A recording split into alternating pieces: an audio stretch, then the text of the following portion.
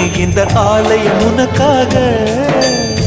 வானில் ஒரு புயல் மழை வந்தால் அழகே என்னை எங்கனம் காப்பாய். கண்ணே உன்னை என் கண்ணில் வைத்து இமைகள் எனும் கதவுகள் அடைப்பேன். சத்தியமாகுமா?